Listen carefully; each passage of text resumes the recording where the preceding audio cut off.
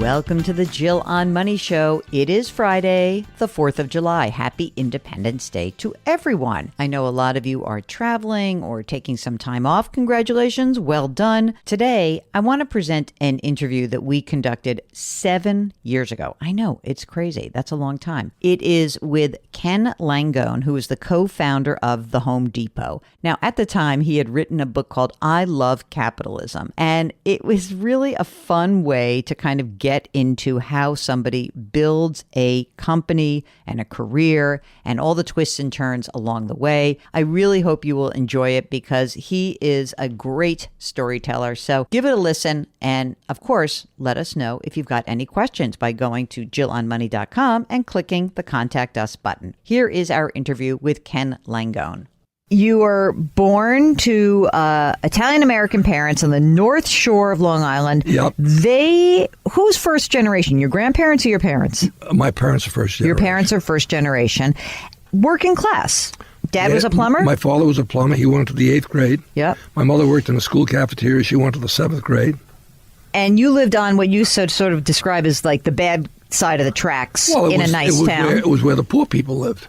Yeah. You know, I think my parents paid $4,000 for the house they bought, which they couldn't buy. And they were renting the house for a few years. It was right by the public school. How is it that your parents, who were not educated, were so encouraging that you become educated? Because a lot of people who grew up as tradespeople, children of tradespeople, go into the trade. My father made me learn to be a plumber. On weekends in high school, I used to help him. So I could do all the things a plumber does: wipe a joint, hit a joint for copper tubing with lead, thread a pipe, cut pipe, all this stuff. This is great because I need some work on my Go to apartment. Home Depot. We got a lot of people that can really help you, and we got great prices and everything you need. Okay. Okay, so you learn the trade, but what was it that they knew about being educated? My parents, God bless them, didn't blame themselves for where they were. They felt if they had the chance for an education, they'd have done better than they did. And we used to go to my grandparents in Port Washington for lunch every Sunday. They all got together. We would drive through a wealthy section of town called Roslyn Estates. And when we would drive through there, every time we drive through there, Mom would say to me, I was sitting in the back of the panel truck. She was sitting in the front on a makeshift seat. And she'd say, would you like to live here someday? And I said, yes. She said, well, you're going to have to work hard and get an education. So she knew. Okay. Well, they understood because they knew they could be capable of doing so much more, but they lacked the tickets. And meanwhile, they're telling you be educated, and you say you weren't such a great student. I didn't, I wanted to make money. I hear you. You say it in like very plain English, right here on page 6. I loved making money. Yeah, I delivered newspapers. I was a caddy. I worked in a gas station. I worked in a butcher shop. I used to take the cardboard out from the liquor store. There was a supermarket in Roslyn called M&H that opened up.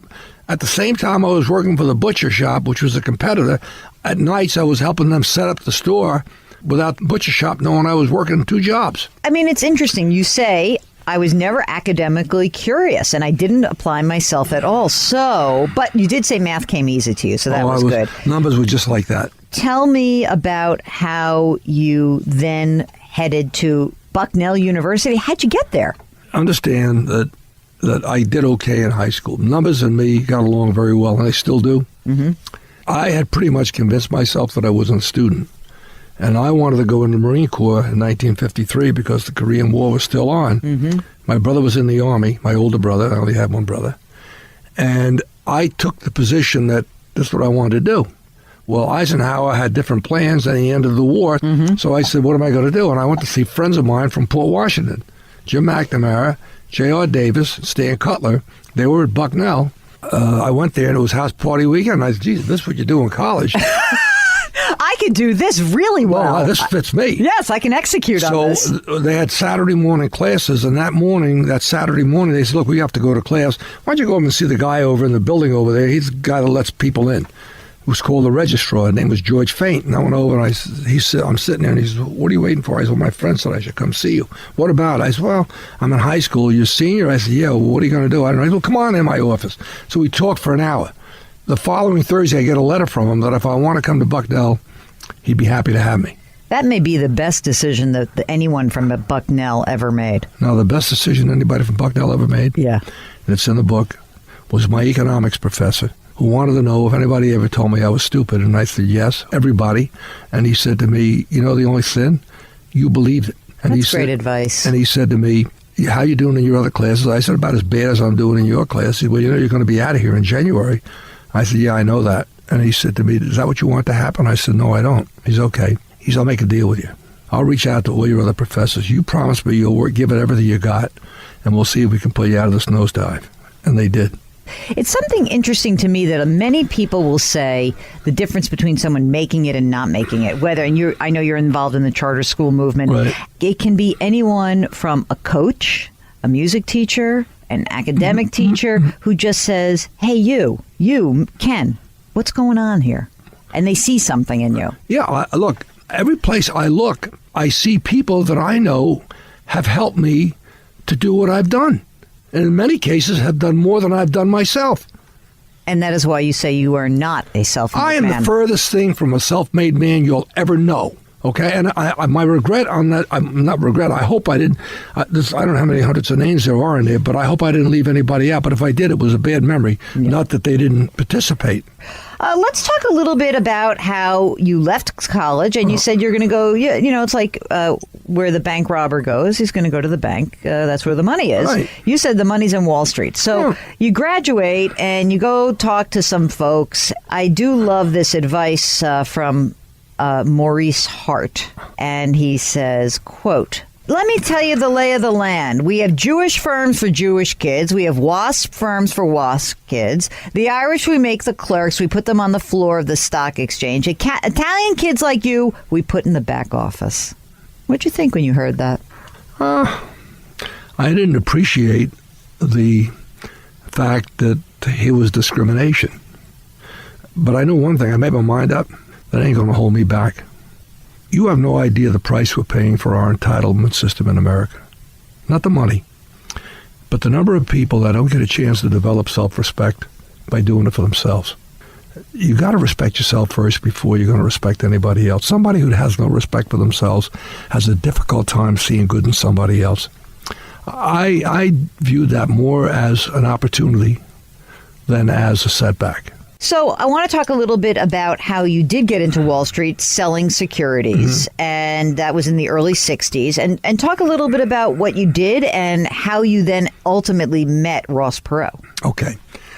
I was called back. I was in the Army once in 58 for 6 months, and then I got called back when they built a wall around Berlin in 61. When I got out in June of 62, Wall Street had the biggest crash it had had since 1929 in May, and everybody was leaving Wall Street. And I said, hey, this is my moment to strike. And my father-in-law, God bless him, he was in the business, and he set me up with a series of appointments. And the fact that people were leaving and the firms were cutting back, I kept going. And I really was getting discouraged, but I wasn't going to give up. I had a wife and one child, and a second one due in September of that year. And I met a man, and he said to me, I'd like to hire you. His name was Jack Cullen. He said, I'd like to hire you. But he said, we're cutting back, and we just can't do it. And I said, but he said, I think you're going to be a big success. He said, I think you got certain talent. I said, what's that? He said, well, you strike me as a very sensitive guy, and that's a great, great talent to have if you're going to sell. So he thanked me and said he couldn't help me. And I got in the elevator, and I went down to the floor, down to the lobby, and I thought to myself, I said, wait a minute. I went right back upstairs, and I said, I'd like to see Mr. Cullen again. And I went in, and he said, what's up? Did you forget something? I said, no. I said, let me ask you a question. What do you pay a secretary? He said, we pay him about $150 a week. I said, can you pay me as a secretary? He said, what do you mean? I said, can you pay me $150 a week? He said, well, you can't make it on that. I said, no, that's my problem. I was teaching at NYU at night. By the way, consider this, barely 10 years from when I was told I was going to get thrown out of college, I'm now teaching at one of the great business programs in the country. And so I said, I'll make it, don't worry about it. So then I said, but there's only one condition. You have to give me every account you're not doing business with. And boy, then I went to work. That's great. And so you were selling. selling like crazy. And you are a salesman at heart. I love selling. Even things. if you love the numbers, the selling, you're a relationship guy. That's the sensitivity that it's he all saw. about the people. Absolutely. And that includes companies. Mm-hmm. Great companies are run by great people. Home Depot is a success it is because we had people like Bernie and Arthur and Pat. These were our partners when we started the company. Mm-hmm. All right. And these men were unique and special in every respect. All right. Let's get back to Ross Perot. So how'd you meet him? I went to a party in Washington in 1968. And I met a man there who said he was Perot's partner and Washington representative. Now, I didn't know who the hell Perot was. I didn't know what he did. And he started telling me, and I said, gee, that sounds like that's interesting. And he said to me, I said, is there a chance I can get in to meet this man? He said, well, call me on Monday. I'll see what I can do. His name was Jack Haidt. I called Jack on Monday. He said, look, you got an appointment. He said two things. You got 30 minutes. And he said, don't use any bad words. So I said, and you're a little rough on the bad words side. I am what I am. I know, me too. Okay. Can't do it here, but Is what it is. I understand. You know, if you live in a trading room long enough, that becomes part of the territory. Mm-hmm. So anyway, I went down and I met with him, and exactly at the point I was supposed to get in, I got into his office, and we were 30 minutes, and for 29 and a half minutes, he told me everything he'd heard from Goldman Sachs, Whitewell, Merrill Lynch, Clark Dodge, GH, all these firms that were really trying to get his deal. And when he got all done, it was about 30 seconds left. And he said to me, what do you think of what I just said? And I figured, well, I blew the 30-minute rule, right? Right. So I said, Mr. Perot, I said, pardon me, that's the biggest pile of horse shit I've ever heard in my life. That's awesome. And he looked back, he took back, and he said, what do you mean? And we talked for 13 hours. We talked till 1 o'clock the next morning. Good God. I had not brought any clothes down, so he was driving us around Dallas looking for a drugstore where I could buy some toiletries and a T-shirt. Oh, my God. And we found out in that meeting, we were married the same hour, the same day, the same year. His values and his integrity was so precious.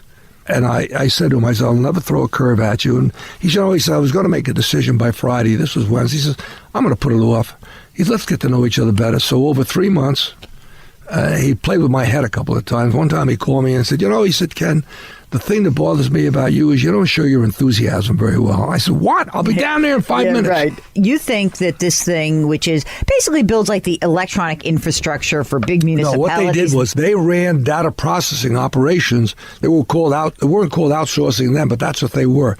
They would send their highly trained, capable programmers and scientists into these companies and help them get the most they could get out of their computers. It's amazing. So you then become the guy who runs the firm where they I got that deal. I'd been made a partner before that. I was made a partner in 66. I got that deal, and I felt pretty good about I was kind of full of myself, frankly. I think today I might be less arrogant than I was then, but I was floating around. I got this deal from all these other firms, and I did it, blah, blah, blah. By the way, I didn't do it alone. Again, we had a team of people at Pressbridge that were fabulous. And when I gave this big number to Perot, 100 times earnings was an unheard of multiple. Yeah, and you got more than that. He got 115. He thought, when he asked me driving through the tunnel to sign the papers in Jersey, he said, well, this is when you're going to tell me I'm not getting 100. I said, you're right. And he got a little perplexed. And his wife, Margaret, was in the car with me, and we're in the back seat of a limousine, 2 seats, looking at each other. And I said, yeah, you're not going to get 100 times earning. He said, see, Margaret, we're all alike up here, blah, blah, blah, blah, blah, blah. I said, okay, look, if you want 100, that's okay with me. So then Margaret said, well, what were you going to do it at? I said, well, I was going to do it at 115 times earnings, but if he only wants 100. Yeah, that's fine. We did it at 115 times earnings, by the way. So I want to just flash forward, and I would love for you to tell the story of Bernie Marcus, Arthur Blank, and the roots of the Home Depot. Okay. The roots started, a very good friend of mine in Philadelphia, Gary Obaum, had a chain of home centers who I had brought public called Panorama. And they were experiencing difficulties, 75, 76. And Gary had hired me as a consultant.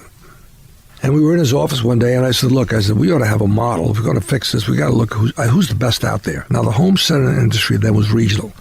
You had Rickle, Pergamon, Channel here. You had Heckinger's in the Mid-Atlantic. You had Scotty's in Florida. And you had Handy Dan and Angels out in the way. So Gary says, Ken, there's a guy out there, Bernie Marcus. He's fabulous, does a great job. I said, okay, can you get me an appointment? Long story short, the next day, I was in L.A. having lunch with Bernie Marcus. And I met him, and then and now, spectacular human being. And we bonded. And he was running a company that was 19% owned by the public and 81% owned by an industrial company called Dalen. I ended up buying almost all of the 19% in the market. I kept buying it for myself and for clients. And he persuaded me one day to sell my stock to the guy that owned 81%. And I said, look, the guy doesn't like you, and he's going to fire you. And he said, no, he needs me. He didn't know the business. I said, I'm telling you, I'm warning you. Nope. So this guy paid me a very significant premium to buy us out, all of myself and my investors. 4 months after he bought us out, he fired Bernie, he fired Arthur, he fired Ron Brill. And Bernie calls me up, no health insurance, no stock, no income, 3 kids. I need a job. I said, forget about a job. When can you come to New York? And the next day he comes to New York. We sit in the Peacock Alley at the Waldorf Astoria with him, myself, and a fellow by the name of Jerry Grossman, a lawyer, a labor lawyer. And they'd committed a labor law violation. That's all it was, civic. Mm-hmm. It means the union gets certified. Bernie earlier had told me, we owned the stock for 2 years. In that 2-year period, Bernie and I used to go walk store openings. When they were opening a new store, I'd go with them. And it was wonderful. And one walk in Houston, he says to me, don't get too excited because somebody's going to figure out the Achilles heel and it's going to change this industry. I didn't know. He said, well, tell me. I said, tell me. No, I can't. No, I'm not going to tell you. So when he got fired, I said, he comes to New York. I said, all right, you just got hit in the ass with a golden horseshoe. Let's do that thing you said is going to change the industry. He said, what do you mean? And I reminded him. And he said to me, let's do it. And we initially went to Perot, and it wasn't going to work. So I went and lined up 40 people that all had done very well with Handy Dan, and we put together $2 million, Arthur, Bernie, and right after we incorporated, they found another guy, a merchandising genius by the name of Pat Farah, and we brought him on board. And he was 2 months after we were founded, but he was effectively one of the founders of the company as well.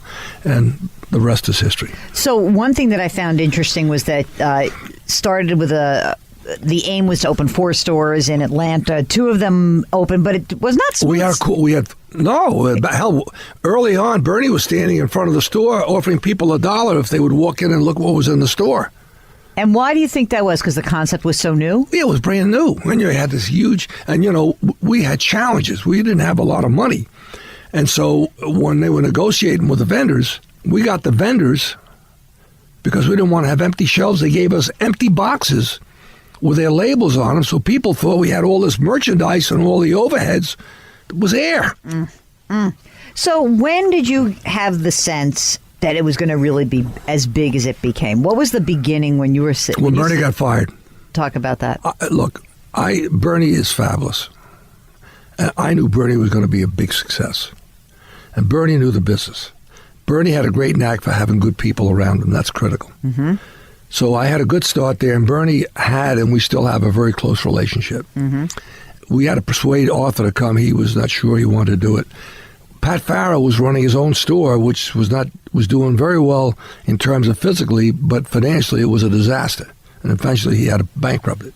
It was then when we got Pat to join up with us, and we did it. But I never thought we'd have 400,000 employees, but I thought we had a chance to have a great business.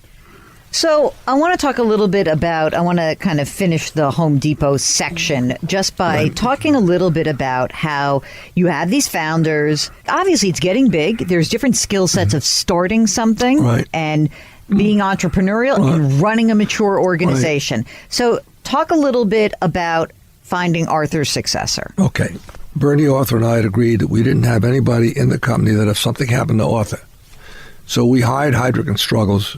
And it turns out at the time, coincidentally, I was on the board of General Electric, and this was when Jack Welch was going to make his decision about his successor. Unfortunately, he picked the wrong guy. It turned out to be a disaster. Bob Nardelli was the only one, and Bob had done a great job. I was on the board of GE, and I saw the great as an operator. Yep. And this is what we needed. We were growing. Don't forget, we were opening 200 stores a year then, staggering amount of stores, and it was getting away from us. And so we brought Bob in. In fairness, Bob did a great job for 4 years. And for whatever reason, he sort of lost, whatever it was, what he had done in the first 4 years left a lot to be desired, and we had to make a change. We had a serious morale issue in the store. So I want to end because Mark is obsessed with Bernie Madoff. We have had Diana Henriquez, who wrote The Wizard of Lies, on the program. She's a friend of mine. And you were featured in the movie version of that. Not exactly the right way to recount the story. But it didn't happen that way. Yeah, exactly. That's what I want to. I want to hear what happened when you met Bernie Madoff. 2008. In the middle of the crash, the week Lehman Brothers went broke. Yep. We sold a company we had a big interest in called Choice Point to Reed Elsevier for cash. And thank God for Marty Lipton and his firm, Ed Hurley and the gang. They wrote a contract with Reed Elsevier that you couldn't get a drop of water through. Reed tried to claim force majeure. We said, we're settling. And so we got Friday night of the same week that Lehman went broke. You got a big wire in. We got $4.3 billion in cash. That wasn't all ours, but we had a good piece. Yeah. A very dear friend of mine, a wonderful man, called me up and said, look, Bernie Madoff would like to meet you. This was a month and a half after that, in November. He said, well, why don't you meet with him? And so I have a partner that lived out in Sun Valley then. And I called up Steve Holzman and I said, Steve, do me a favor. I said, I'm going to meet this guy Madoff. I don't know what the hell he's talking about. I said, but you probably might, because Steve understood all these different strategies and stuff. So Steve came in, and for the first 40, we're in his offices in the Lipstick Building on 3rd Avenue. He's showing me all this art, like I really care. And finally I said, Bernie, I got to go to a dinner. And I said, can we sit down and talk? And he's sure. So he sits down and he starts talking about this and that and the other thing and this put and that call and this straddle. And I'm sitting there, my eyes are glazing over. Steve is listening. And then he says to me, and look, he said, I can only take $500 million for this deal. He said, it's not big enough for me to give all of my existing clients, so I'm going to give it to you. My first reaction was, wait a minute, how would I feel if I was one of his clients? And I found out he's got this phenomenal bird's nest on the ground, but he's giving it to a guy he's never done business with before and keeping me out of it. I didn't say anything. I said, well, Bernie, I got to leave for dinner. And so we thanked him. We got in the elevator. We went downstairs, and I said, Steve, I don't want to do business with this guy. I thanked him very much. I said, I don't want to do business with this guy. He said, why? I said, look, if he's going to screw his existing customers, I might be the next one to get screwed. I don't want to do it. I said, I think it's bad faith not to offer this deal, which is supposed to be a slam dunk deal, to his people. He said, well, let me think about it. So the Friday after Thanksgiving of that week, Steve called me and said, Ken, you're right. I don't want to do it. I said, well, do me a favor. Call him up and be polite and respectful. Just tell him we're going to pass. And that's how it happened. Hollywood likes license. They need drama. Exactly. Meeting this guy, he was teetering on the edge of... He was slick. Really? I wouldn't want to play poker with this guy. He knew he was going down when he was talking to us. That's what I think, timing-wise. If I was playing poker with this guy, he'd have all my clothes. He'd have all my houses. This guy was Mr. Cool. I want to wrap up, and I know that that capitalism is sort of the theme of the book and why you love it. That's really the story of your life. I want to also point out a couple of the things that you say that you have curiosity. You are notorious for asking more questions than any other director on a board. Yep. I didn't give a blank if my question showed how stupid I was. You also, I guess, what was interesting is that you note that this is not a zero-sum game. And you say in the book you were a lifelong Republican for some time, but you also have spoken publicly about how you're concerned about income inequality. Absolutely. Could you explain that a little bit? Sure. If the gap between the well-off and the not-so-well-off gets big enough, you put the people that are not so well-off to say, hey, you know what, nothing's working for me. What happens? You get a Cuba, you get a Venezuela, you get a Russia. We've got to figure a way out to bring everybody to the party. The most exciting thing to me about Home Depot, a lot of things about it, we have 3,000 kids today who started in the parking lot, fresh out of high school, pushing carts in. They're multimillionaires. Is that because of the stock, or they work their way up? No, stock. Totally. No, we give them options and stock saving. Look, I think of my mother and father. They were down at that end of the spectrum, and I know how they struggled. We've got to do a better job. I don't have all the answers, but I know we can't allow these people, all of us as citizens, we can't allow these people to not participate in this great dream called America. I hope you like that. It was fun for me to revisit this interview because it has been a while. Now, if you've got a financial question about your own financial journey and what's going on in your life, don't hesitate to give us a holler. Go to JillOnMoney.com, click the Contact Us button. It's always in the upper right-hand corner, and drop us a note. If you would like to join us live, don't forget to check the box. Mark will do everything else. And of course, while you are on the website, don't forget to sign up for the free weekly newsletter, which is basically a Substack now. So if you're on Substack, just search for Jill on Money, and there we will be. It is a Friday, and so I will thank Mark Talercio, the best executive producer and king of all things web. I also would like to thank Joel Goodman, who composed our music, and also the wonderful folks at Odyssey who distribute this program. And by the way, if you want to subscribe to us, you can do so on the Odyssey app or wherever you find your favorite podcast. Don't forget to do something nice for someone else today. Change your work, change your wealth, change your life. Thank you for listening. We'll talk to you on Monday.